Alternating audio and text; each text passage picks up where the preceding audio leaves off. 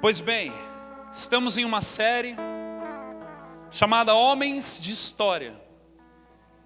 E nós falamos domingo passado a respeito de sermos corajosos, baseado em uma coragem que o Senhor primeiramente demonstra para nós e depois Ele outorga sobre nós, Ele dá a nós para que nós possamos sermos corajosos na coragem dEle. E nesta noite, dando continuação àquilo que o Senhor vem falando a nós, vem nos conduzindo como igreja, eu quero convidar você a abrir a palavra de Deus na carta de Paulo a Filemon. É uma meia página antes de Hebreus, tá bom? Encontre Hebreus primeiro, se você está com a Bíblia analógica, vai ser mais fácil você encontrar Hebreus e voltar. Começou Hebreus, tem Filemon ali à esquerda. E conforme você for encontrando, vamos ficar de pé mais uma vez. Foi boa, né? Essa não tem capítulo, é só versículo. Hoje nós vamos ler um livro inteiro da Bíblia. Amém. Filemon, versículo 1 em diante, diz assim: Paulo, prisioneiro de Cristo Jesus, e o irmão Timóteo, ao amado Filemon também, nosso colaborador, e a irmã Áfia e a Arquipo, nosso companheiro de lutas, e a igreja que está em tua casa, graça e paz a vós outros, da parte de Deus nosso Pai e do Senhor Jesus Cristo. Dou graças ao meu Deus, lembrando-me sempre de ti nas minhas orações, estando ciente do teu amor e da fé que tens para com o Senhor Jesus e todos os santos, para que a comunhão da tua fé se torne eficiente no pleno conhecimento de todo o bem que há em nós para com Cristo. Pois, irmãos, tive grande alegria e conforto no teu amor, porquanto o coração dos santos tem sido reanimado por teu intermédio. Pois bem, ainda que eu sinta plena liberdade em Cristo para te ordenar o que convém, prefiro todavia solicitar em nome do amor, sendo o que sou, Paulo, o velho e agora até prisioneiro de Cristo Jesus. Sim, solicito-te em favor do meu filho Onésimo, que gerei entre algemas. Ele antes te foi útil, atualmente, porém, foi inútil, Ele antes te foi inútil, atualmente, porém, é útil, e a ti e a mim. Eu te envio de volta em pessoa, quero dizer, o meu próprio coração. Eu queria conservá-lo comigo, mesmo para, em teu lugar, me servir nas algemas que carrego por causa do Evangelho. Nada, porém, quis fazer sem o teu consentimento, para que a tua bondade não venha a ser como que por obrigação, mas de livre vontade. Pois acredito que ele veio a ser afastado de ti temporariamente, a fim de que o recebas para sempre. Não como escravo, antes muito acima de escravo, como irmão caríssimo, especialmente de mim e com maior razão de ti, quer na carne, quer no Senhor. Se, portanto, me consideras companheiro, recebe-o como se fosse a mim mesmo. E se algum dano te fez, ou se te deve alguma coisa, lança tudo em minha conta. Eu, Paulo, de próprio punho o escrevo, eu pagarei.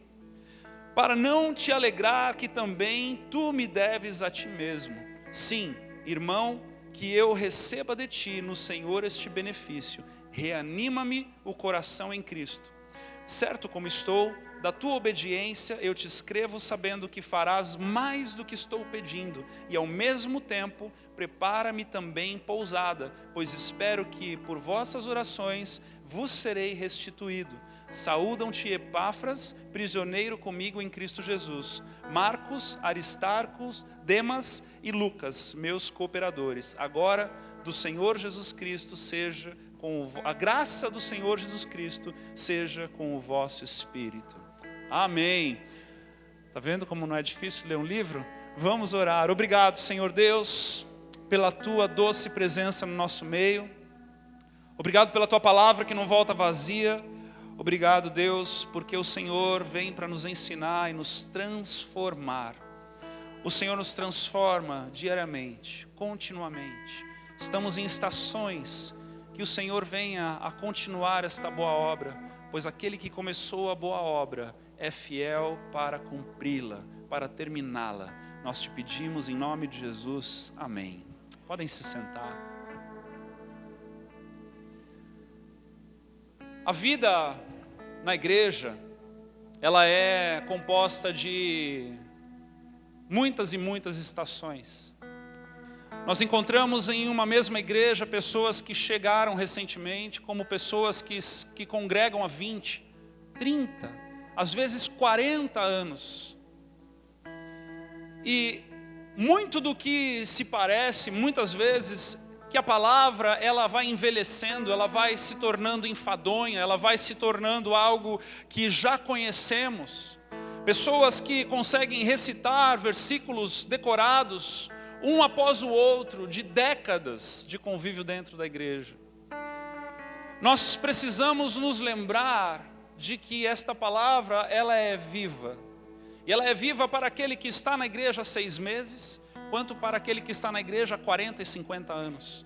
Ela é viva para chacoalhar e impactar a vida daquele que acabou de chegar, como ela também é viva para chacoalhar e impactar na mesma medida, na mesma proporção, na mesma intensidade, aquele que está há 40 anos lendo e já leu a palavra de Deus inúmeras vezes.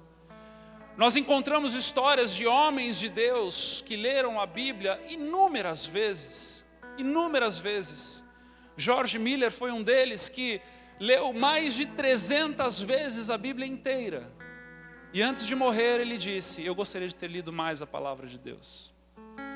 Eu e você temos este grande desafio de buscarmos a palavra de Deus na sua essência e sermos moldados e transformados por ela. E o que eu entendo que o Senhor quer trazer para nós nessa noite é algo que só Ele é capaz de fazer. É a chama de permanecermos em plena transformação. A chama de permanecermos em franca transformação nas nossas vidas. De deixar com que aquele primeiro amor ou aquele amor incendiado do Espírito em seu coração não se apague, não se torne antigo. Não se torne como aquilo que se viveu no passado e agora o que sobrou foi uma pequena lembrança. Porque nós precisamos avançar no Senhor, amém? Se nós estamos aqui na terra até agora, é porque existem coisas que Deus precisa fazer em nós e através de nós. Existem arestas que precisam ser aparadas em nós. E esse texto, ele fala a respeito de Paulo, de Onésimo e de Filemon. Essa carta é uma carta que foi enviada junto à carta aos Colossenses, quando Paulo escreve. Paulo, junto a esta carta aos Colossenses, ele diz: olha, existe algo a mais que eu preciso fazer aqui. Existe uma pendência que precisa ser resolvida. Vou fazer o seguinte, vou escrever uma carta, vou dar na mão de Onésimo para entregar a Filemon. Por quê? Porque Onésimo havia sido escravo de Filemon. Onésimo era um escravo de Filemon fugido. Ele estava foragido. Ele havia escapado do seu dono e havia buscado trilhar o seu próprio percurso. A palavra não nos mostra como Paulo de fato conhece Onésimo, se é na cadeia como Onésimo preso, ou se ali nas redondezas. Mas fato é que Paulo, conhecendo a história de Onésimo, falando do amor de Jesus a Onésimo, fazendo com que Onésimo compreenda o amor de Cristo e entregue a sua vida a Cristo, não para ali. Ele busca uma restauração de algo que estava pendente. Ele diz a Onésimo: Onésimo, agora que você entregou a tua vida para Jesus, agora que você não está mais nas trevas, está na luz, Existem pendências na tua vida que você precisa resolver, Onésimo. Eu conheço o teu chefe. Eu conheço o teu dono. Amados, o preço de um escravo naquela época era o equivalente a 480 anos de salário mínimo. Filemão havia comprado o Onésimo, que naquela época era algo do contexto de que eles viviam hoje para nós. Graças a Deus não vivemos mais nesse contexto de escravidão, amém? De um modo ocidental, poderíamos dizer isso, de certa forma, né? Existem alguns lugares ainda que isso é muito real. Mas Paulo então, ele diz, olha, há uma pendência e essa pendência precisa ser resolvida. Imagino eu Paulo tentando convencer Onésimo, dizendo, Onésimo, agora você vai voltar lá para o teu dono. E Onésimo tremendo na base, né? Porque aqueles que fugiam estavam correndo risco de morte, porque eles eram desobedientes. E Onésimo então tem que assumir uma nova postura agora, não mais das trevas, não mais com jeitinho, não mais com desculpas esfarrapadas, não mais como alguém que poderia dar um jeito, mas agora ele tem que entrar na linha e ele tem que encarar as adversidades dele. Ele tem que encarar as dificuldades dele, ele tem que encarar as pendências dele, ele tem que voltar a Filemão e aceitar aquilo que o seu dono haveria de fazer com ele. Agora, se só essa história não bastasse, que é uma história linda de resgate, de restituição, uma história de retorno, que nós queremos falar aqui também, há um terceiro elemento, uma terceira pessoa nessa história que é o próprio Paulo. E Paulo era um homem de Deus. Quantos creem que Paulo era um homem de Deus? Amém. Paulo, por ser um homem de Deus, ele haveria de ser então quem? O facilitador para a resolução de pendências. Olha só, Paulo, conhecendo a história de Onésimo, coincidentemente ele também havia falado de Cristo para Filemão. Filemão havia aceito a Jesus como Senhor e Salvador pela vida de Paulo. Agora Paulo tem que lidar com a perda de alguém que estava o servindo. E nós encontramos lá no versículo 13, onde Paulo escreve assim a Filemão: eu queria conservá-lo comigo, mesmo para em teu lugar me servir nas algemas que carrego por causa do Evangelho. Paulo também tinha uma boa desculpa para que Onésimo ficasse com ele. Por quê? Porque Paulo havia apresentado Cristo a Filemão, o seu dono. Paulo havia feito algo que para muitos neste contexto ainda é muito maior do que para mim e para você aqui nessa realidade, porque eles viviam debaixo de perseguição, eles viviam um evangelho muito mais intenso. Desculpa, eu não quero constranger ninguém aqui nessa noite, mas eles viviam um evangelho muito mais intenso do que o nosso aqui. Porque eles corriam risco de vida todas as vezes que eles decidiam falar a respeito de Cristo. E Paulo havia pagado o preço para falar de Cristo para Filemão, e Filemão havia aceito. Ou seja, Filemão havia se tornado devedor de Paulo. E é uma dívida totalmente diferente da nossa aqui no século 21 no Ocidente, né? Porque hoje se fala de Jesus, de qualquer forma, para qualquer um, com muita liberdade. Mas naquela época não era assim. Ou seja, Paulo tinha uma boa desculpa para manter aquele homem, que já era escravo, servindo ele na cadeia, servindo ele na prisão. Mas eu quero dizer a você nessa noite, que o nosso querer, ele deve se dobrar para aquilo que é certo, e não para aquilo que tem uma boa desculpa. O nosso querer, ele deve se dobrar, ainda que haja uma boa explicação para aquilo que nós queiramos viver de forma errada e de forma ainda a se resolver. Imagine que se Paulo pensasse assim: não, tudo bem, Filemão vai entender a ausência de Onésimo, afinal de contas, é por uma justa causa que ele vai ficar por aqui. Ele vai ficar aqui me servindo. Ele vai ficar aqui me ajudando. Filemão é devedor da sua eternidade para comigo. Então está tudo bem eu ficar com Onésimo aqui. Mas não foi isso que Paulo fez. Paulo foi um homem que pregou e viveu uma vida resoluta, uma vida resolvida, uma vida sem pendências. E a mensagem nessa noite tem o tema: seja resoluto. O Senhor, Ele nos aponta essa direção. Ele diz no versículo 14, Paulo diz o seguinte: nada, porém, quis fazer sem o teu consentimento, para que a tua bondade não venha a ser como que por obrigação, mas de livre vontade. Paulo ainda escreve a Filemão dizendo: olha, eu não quero te coagir a fazer alguma coisa, eu quero que você, se você quiser fazer algo, você tenha a liberdade e a autonomia para fazer, porque eu não quero convencer você a fazer de algo por uma pressão que não lhe cabe mais, e não me cabe mais cobrar de você. Ou seja, ainda que eu tenha o direito de me aproveitar do que eu fiz por você, o que é certo, Filemão, continua sendo certo.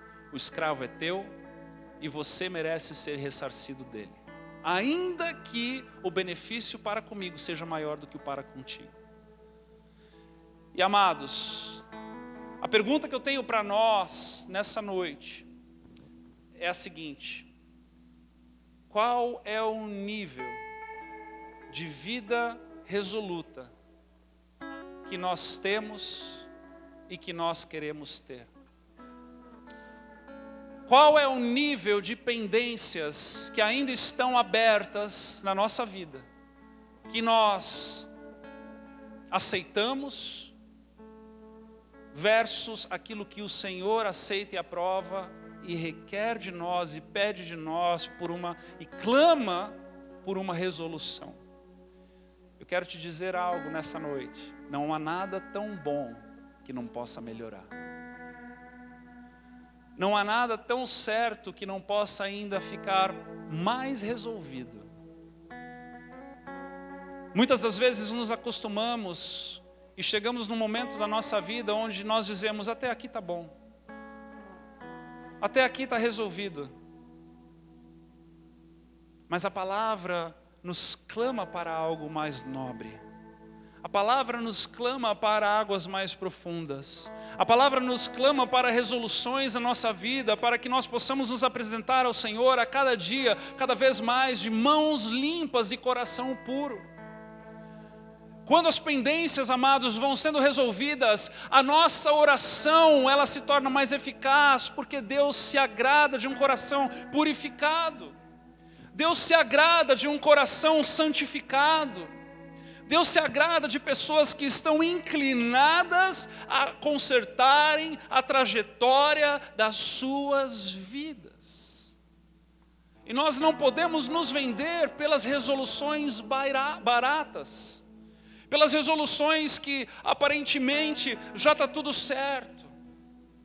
Eu quero convidar você a abrir a palavra de Deus lá em Efésios capítulo 4, onde nós vamos ler alguns versículos. Deus quer fazer grandes coisas na tua vida. Ele quer trabalhar coisas nobres no teu coração. Ele quer elevar os teus pensamentos. Ele quer gerar em você um modelo assim como Ele, para que a nossa caminhada em Cristo Jesus seja de glória em glória, para que a nossa caminhada em Cristo Jesus possa emanar um coração que está em obras, em aperfeiçoamento. Amém? Então, diga para quem está do seu lado assim: não existe crente novo e crente velho quando se trata de santificação. Diga assim: não existe crente novo ou crente velho quando se trata de santificação. Nós devemos buscar a santificação todos os dias, para que o Senhor se agrade desta verdadeira adoração, que é quando nós buscamos esse aperfeiçoamento.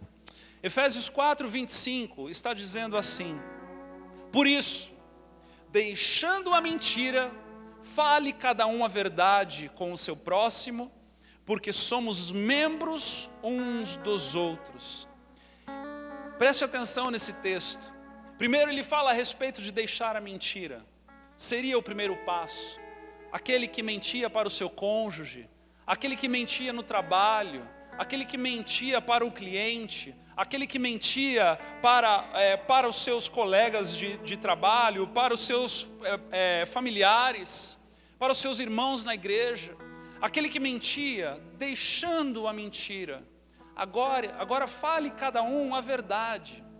Ou seja, abandonamos a mentira, mas agora há um desafio de sermos sinceros, verdadeiros, falarmos aquilo que agrada ao Senhor, aquilo que é honesto, né? E aí vem, porque somos membros uns dos outros, ou seja, eu preciso me encaixar, eu preciso parar de maquiar a verdade, eu preciso falar uma verdade que agora favoreça ao próximo, porque eu estou me mostrando quem eu verdadeiramente sou, de forma transparente ao próximo.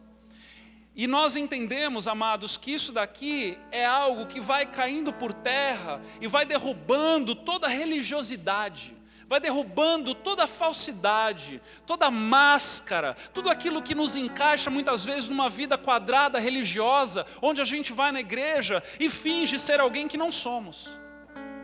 E aí o Senhor nos desafia não somente deixar a mentira de lado, mas agora falar a verdade com o seu próximo e sermos membros uns dos outros. Veja que é uma progressão.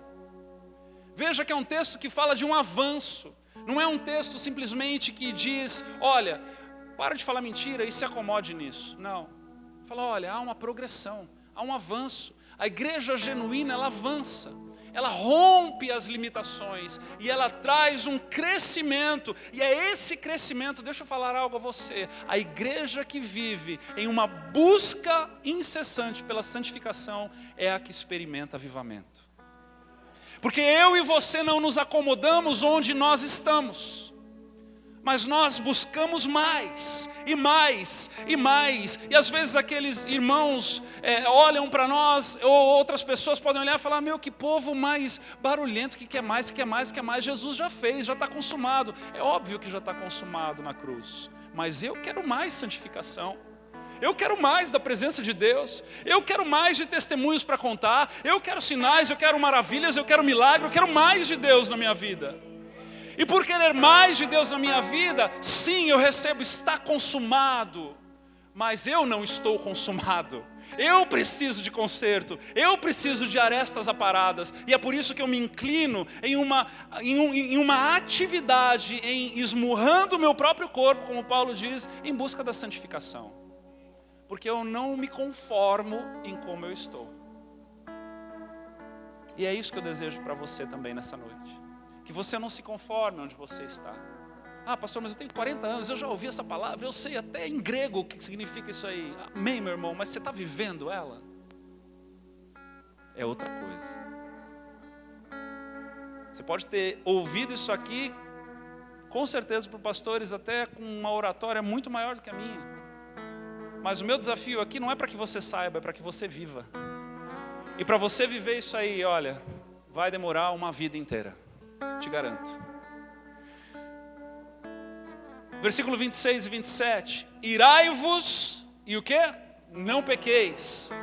Não se ponha o sol sobre a vossa ira, nem deis lugar ao diabo. Veja a progressão aqui. No começo ele começa dizendo, olha, irai-vos, mas não pequeis. Para vocês que estão chegando, tá? Você pode ficar nervoso lá com o irmão, mas não vai dar um soco na cara dele. Não vai bater, não vai dar um pontapé. Você vai irar, mas não vai xingar. Você vai sentir raiva no teu coração, mas não peca. Mas a palavra não termina aqui, preste atenção. Ela é um progresso, ela está progredindo aqui. Não se ponha o sol sobre a vossa ira, ou seja, você se irou. Você já está com domínio próprio, você não está batendo em ninguém, glória a Deus, aleluia. Mas o sol não pode se pôr debaixo da tua ira, você não pode alimentar esse sentimento. Você tem que avançar na santificação. Tem que chegar no momento onde você não vai mais se irar. Ah, pastor, mas está falando que ira não é pecado. Eu quero santificação, eu não quero ficar na linha do pecado que é pecado, que não é pecado. Eu quero ficar na linha, meus irmãos, de ser arrebatado de tanta santidade que eu quero buscar para mim. Então, quando nós nos inclinamos nisso, nós encontramos algo muito precioso. Não se põe o sol sobre a vossa ira, nem deis lugar ao diabo. Opa, peraí, irar não é pecado, mas é dar lugar ao diabo. Eu não sei o que é pior para você. Então, que este processo seja algo real em nós. Ah, pastor, eu não estou mais batendo a porta quando eu discuto com a minha esposa. Mas você está fingindo que você está ouvindo, porque você não está ouvindo nada. Isso está certo? Não está certo. Dá para melhorar? Ou se dá. Ou se dá para melhorar. Você não precisa ficar quieto, agora você tem que aprender a falar. Você tem que aprender a falar. E quando você aprende a falar, você começa a lidar com as palavras e você começa a descobrir que falar é uma arte. Não é verdade? Falar é uma arte. Porque quando você aprende a se comunicar, você parou de bater a porta, você parou de fingir que está ouvindo e não está, você parou, quando você começa a se relacionar com as pessoas, aqui eu estou dando um exemplo de matrimonial, estou dando só um exemplo, mas isso aqui vai muito além. Quantas pessoas não fazem isso com seus chefes, né? Fingem que estão ouvindo, mas não estão ouvindo nada. Quantas pessoas não fazem isso com seu filho? Às vezes o seu filho vem todo empolgado te mostrar uma coisa, e ele está lá falando, todo empolgado, você, que legal, filho. Bacana, legal. Papai, posso pular lá da janela? Sim, não tem problema. Não. Você não está nem ouvindo o que ele está falando. E muitas das vezes nós, então, somos convidados. E é isso que eu quero fazer conosco aqui, nessa noite. É convidar você para um aperfeiçoamento que vai além de onde você está. Seja quem você for e onde você estiver. Existem formas de nós falarmos a mesma coisa, inumeráveis. Quantas vezes eu não me pego sendo mais ríspido, fazendo uma brincadeirinha? Eu sou bom de brincadeirinha, né? Às vezes eu faço umas brincadeirinhas e eu machuco pessoas. E eu estava meditando nisso esses dias, eu falei, Senhor, eu não quero ser mais assim. Eu não estou irado, eu não estou batendo a porta, eu não estou sendo deselegante, mas eu continuo fazendo as minhas brincadeirinhas e eu não quero mais. Veja que há algo que dá para melhorar. Há algo que o Senhor vem nos desafiar e nos chamar para um avanço na presença dEle. Amém, amados? Versículo 28. Aquele que furtava, não furte mais. Antes trabalhe, fazendo com as próprias mãos o que é bom, para que tenha com que acudir ao necessitado. Preste atenção na mudança radical que esta simples frase traz na vida de uma pessoa. Aquele que furtava, não furte mais. Ou seja, aquele que roubava impressão na empresa, né, imprimia lá as contas, os boletos na empresa sem falar com o chefe, que pegava lápis e levava para casa, aquele que pegava coisa na casa dos outros, aquele que, glória a Deus por isso. Nós tivemos já pessoas que vieram para nós dizendo, olha, eu quero pedir perdão, porque eu já fui na casa de vocês, fui tentado a roubar coisa de vocês, eu tenho um problema, eu vou na casa das pessoas, eu quero roubar as coisas, e glória a Deus por isso, porque há um avanço, há uma confissão de pecados, mas não para aí, há um progresso. Agora eu não só mais roubo, eu não só deixo de pegar o que não é meu, mas agora eu trabalho. Agora eu conquisto aquilo que eu trabalhei para aquilo, com o suor do meu rosto. Mas agora que eu trabalho, eu não paro aqui também. Agora eu tenho que ajudar o necessitado. Olha que coisa linda. Eu não somente agora pegava, agora eu trabalho, mas agora eu tenho que ser generoso. daquilo que eu trabalhei, daquilo que foi suor do meu rosto, eu sou convidado ao Senhor para ser generoso na vida do próximo. Glória a Deus, glória a Deus. Deixei de ser aquele que fazia aquilo que desagradava ao Senhor, mas agora eu preciso fazer aquilo que agrada ao Senhor. Vocês entendem a diferença? Muitos vivemos na linha daquilo que desagrada ao Senhor. E buscamos dizer, não, isso desagrada ao Senhor, eu não vou fazer. Isso desagrada ao Senhor, eu não vou fazer. Isso desagrada ao Senhor, eu não vou fazer. Isso desagrada ao Senhor, eu não vou fazer. Mas quantos estão perguntando o que agrada ao Senhor? Quantos estão perguntando qual é a postura, a condição de vida, o que fazer com as coisas para viver uma vida que de fato agrade ao Senhor, acima da média? O Senhor nos chama para sermos acima da média. O Senhor nos chama para fazermos além daquilo que nós estávamos acostumados a fazer. Quais são as pendências que nessa noite o Espírito Santo está convencendo você? Quais são as pendências que ainda estão irresolutas? Relacionamentos que estão precisando de uma conversa franca?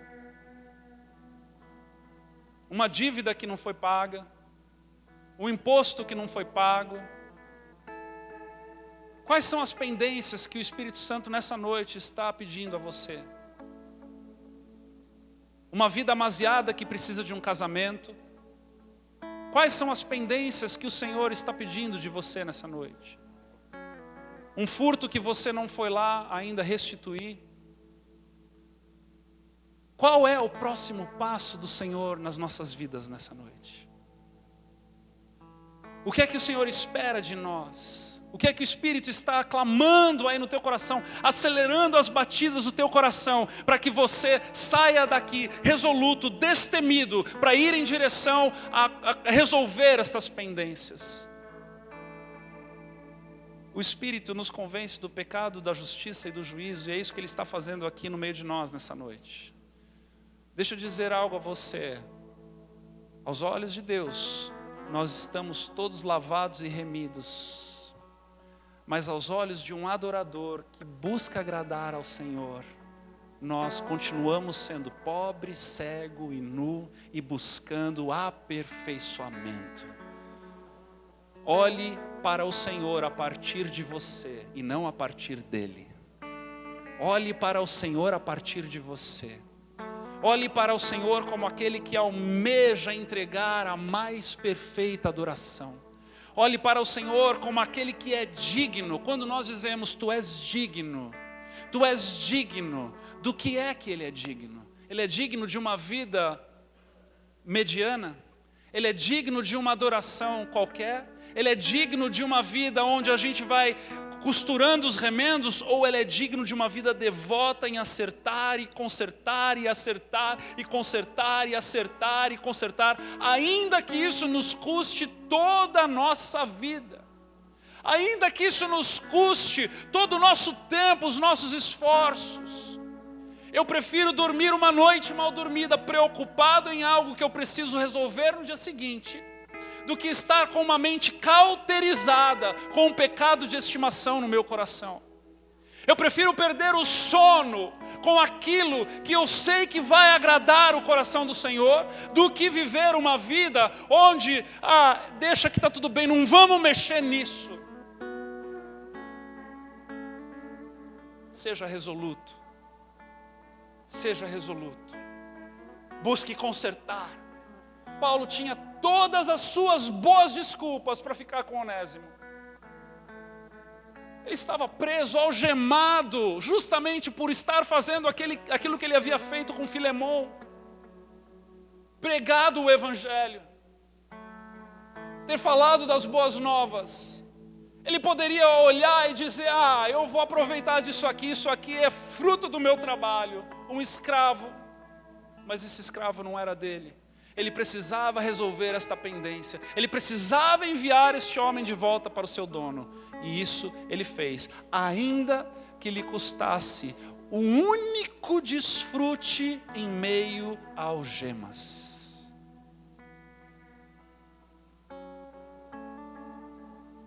Efésios 4, 29. Não saia da vossa boca nenhuma palavra torpe. Ou seja, pare de xingar. E sim unicamente a que for boa para edificação. Olha só, olha progresso aqui, ó. Não é só para não falar palavrão, não é só para maledizer alguém, mas agora eu tenho que buscar usar da minha boca para edificação, conforme a necessidade, e assim transmita graça aos que ouvem. Ou seja, aquilo que está no meu coração, aquilo que sai da minha boca, aquilo que eu abro e movimento os meus lábios para tal, deve servir para trazer edificação, deve servir para trazer graça, deve servir para trazer um bom testemunho, deve servir para acolher as pessoas em amor, deve servir para ir além do que somente não falar palavrão ou não amaldiçoar. Ah, pastor, eu não fofoco mais. Glória a Deus pela tua vida, meu irmão e minha irmã. Glória a Deus pela tua vida. Quero até elogiar as mulheres, porque ultimamente tem se encontrado mais homem fofoqueiro do que mulher, né? Infelizmente. Bom para um, ruim para o outro, né? Ah, eu não fofoco mais. Glória a Deus. Mas que tal agora edificar a vida daquele que você estava acostumado a maldizer? Que você estava acostumado a falar mal, que você estava acostumado a arranjar intrigas, que você estava acostumado a criar problema. Que tal agora gerar relacionamento com esta pessoa?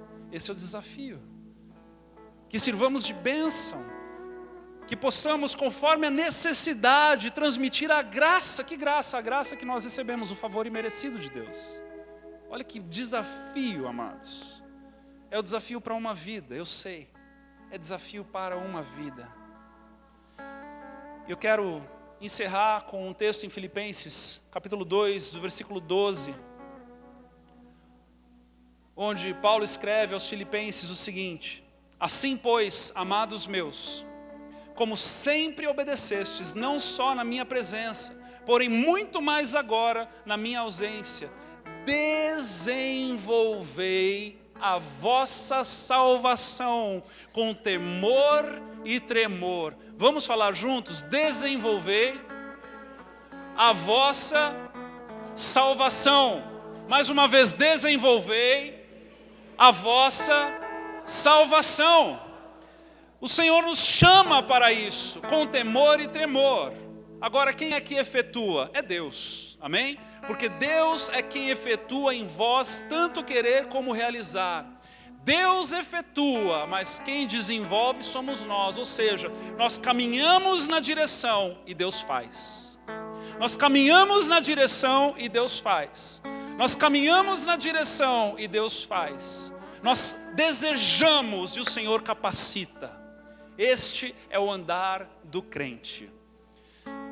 Porque Deus é quem efetua em vós tanto querer como realizar, segundo a sua boa vontade.